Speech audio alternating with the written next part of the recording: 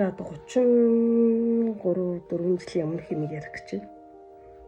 Сарантуйгийн дотоод ертөнц буюу тэр одоо Сарантуй гэж хүн хинбэ гэж тэр дотоод ертөнц тэр очигийн асааж нээж өгсөн би нэг гавьяатай хүний тухай ярих гэдэг юм л да.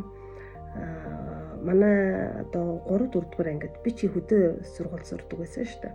Бага ангидаа 3 4 дугаар ангид манай нэг багш байсан юм аа.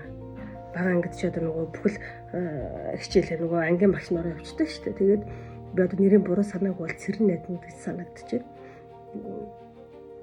Одоо бодохоор тэр хүн одоо хэдэн настай хүн байсан бол 30 40 гарын юм болов уу 50 арай хүрээгүй байсан байх л да одоо насыг сайн санахгүй байна.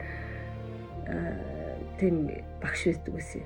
Тэгээд одооны нийгмийн харуул тэр багш бол айгүй тийм нөгөө танха багш харагдана. Яг тэгэхээр тэр багш маань айгүй их тийм нөгөө багш ажилладаг. Тачханлах багш ажиллана. Бүр байнгын багш ажиллаас тээ. Тэг манай ингээ өгөөд их шоолноо.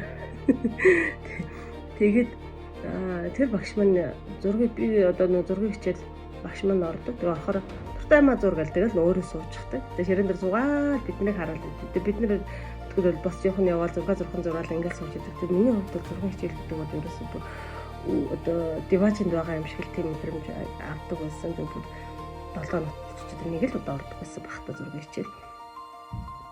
Тэгээд багш маань туртай маа зурагчдаг. Тэгэнгүүт би чинь нөгөө нэг эхлээ сонсгоо би ингээ гайхдаг байсан байхгүй. Шидэ туртай маа ингээ зурж болох юм бахтаа гэх ингээ гайхаад дандаа нөгөө юм команд авсаар агаад ингээд өөрийнхөө ингээ юм сэтгээд хийн гэж бодохоор бүр ингээд маш гой санагдсан юм шиг байна. Тэгээ би ерөөсөө ингээд бүр ерөөсөө учир зүггүй л зураг зурдаг хөвгт байсан. Тэрийгээ сандгийн бүр ингээ шүн мөнч унтахгүй шүний 1 2 хүрэн тий. Тэгэл нэгэн бодсон бол тэр зурга заавал зурж дуусгах нь гэл. Одоо манайх ч тухайн үед дугуй гэртэл бөөнөр амьддаг байлаа шүү дээ. Тэгэл бүхэн ингээд унтчихад би гэрлээс атсан зураг сууж идэг. Хин ч намайг чи унт гэрлээс алцтай юм чинь хэлдэг байсан. Тэр мөрийг бодоход бүр хайр хүрдэг шүү дээ. Тэгээд тэр багш маань ерөөсөө ингээд очоод нөгөө зургийн хичээл орно. Очоод за зурсан зургаа үзүүлээрэй гэдэг. Биш нэг баг нэг бүтэн зургийн дэвтэр зураг зурсан. Бүгдэн дээр нь 5 дүүрч аваад ингээл явдаг. Тэгэл оройн очоод ахаал нөгөө ирч хүчээ авцсан учраас ахаал бахан зураг зураал. Ингээ баг 7 дугаар хүртэл би зураг зурсан. Гэтэ нэг 5 6 дугаар ингээд яг өөр багш орсон л тоо. 5 6 дугаар ингээд болохоор нэг юм эрэгтэй багш авдаг байсан. Тэр болохоор нэг юм хязгаарч чөлөөтэй зураг гэж нэг хэлдэг. Сэдв өгчдөг. За өнөөдөр нэг юм та нарыг самтал зураг байл. Яг бид нараас яг нэг янз бүрийн санаа гаргуулах гал гэдэг юм байл. Тэгээ би ингээ нөгөө нэг чөлөөтэй зурж исэн юм чи гинт нэг хүн ингээ сэдв өгсөн чинь бие бариад бүр ингээ толгой бүр ингээ ажиллахаа болцсон. Бүр ингээ нэг хайрцагт орцсон. Тийм мэдрэмжийг би айгүйх авдаг байсан юм байна гэж одоо боддгийг. Тэгсээр нэг гэртээ болохоор яг нөгөө өгсөн даалгавраа хийхгүй шүү дээ. Шал өөр нөгөө өөрийнхөө зургийг зураал суугаад идэг. Тийм хөвгтэйсэн. Тэгээд 7 дугаар анги төгсөөд манай гэр аав ээж бид нар тий Эрдэнэт рүү шилжээд тэгээ 8 дугаар ангид ороод за одоо 8 төгсөх юм чи одоо би одоо зураг зураад ажиллахгүй шүү дээ гэдэг. Тэгээ ингээд зурхаа болцсон. Тэгээд одоо нэгсэндээ бид нар дарагдсан байсан өөрийнхөө тэр мэдрэмжийг тийм бүр миний хувьд бол маш том ертөнц байсан байгаа байхгүй юу? Үнэхээр гоё эргээ бодохоор би одоо ерөөсөө яг бясалгал хийж байгаа хэмжээнд байдаг ус ингээд би нөгөө өчтөр ярьжсэн шүү дээ нэг ааш муутай гэдэг. Тэр ааш муутай цаг магадгүй тэр зураг маань зассан ч болов юу гэдэг шүү дээ. Тэгээд бясалгал хийж байгаа юм шиг бүр үнэхээр би юм гүн тайвшралд ордог байсан байхгүй юу?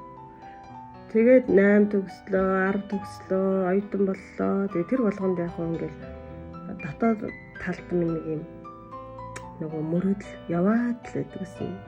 Нөгөө бяцхан Google-тэй гэдэг шиг яваад л байдаг гэсэн. Бидрийг огт одоо гадагшлуулахгүй.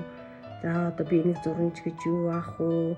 Сургуулийн төгсөөгүй юм чи одоо гэдэг чим ингээ өөрийгөө дараа яваад байсан мэдрэмж.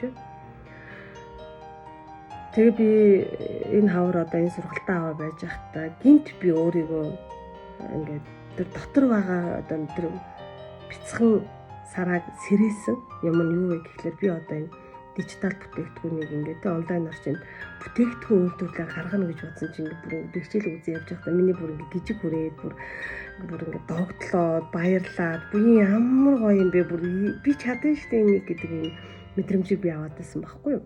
Тийм болохоор би ямар нэгэн эргэлзээгүйгээр шууд одоо шийдвэр гаргаад орж ирсэн байгаа. Тэгээд яг уу зураг зурах энэ ямар хамааралтай ингэж магадгүй. Миний хувьд бол маш том одоо хамааралтай. Яг уу нөгөө хэлбэр нь арай өөр боловч агуулга нэг адилхан гэж би хараад байгаа байхгүй юу. Тэгээд зураг зурна гэдэг бол яг уу гараараа ингэж те усан будаг цаас нийлүүлээд ингэ дижитал орчинд болохоор би онлайнаар бол одоо те контент бүтээн гэдэг чинь бас л нэг надаас гарсан л санаа. Одоо те миний дотоод ертөнцийг би өөрийнхөө дотоод ертөнцийг контентээр дамжуулаад гаргаад байгаа байхгүй юу. Би чинь бас яг л ялгаа байхгүй. Би дотор байгаа тэр ертөнцөө л ил гаргаж бусад харуулад байна гэсэн үг. Тэгээ энэ маань яг явандаа улам сайжрах бах 34 жилийн дараа гарч ирж байгаа цоо шинийг юм одоо жижигхэн сараа маань одоо ингээд өдрөөр ургаад явж байна. Тэгээд та нар намайг усалж байгаа ариун ундраг аршаанууд шүү л гэж хэлмээр байна.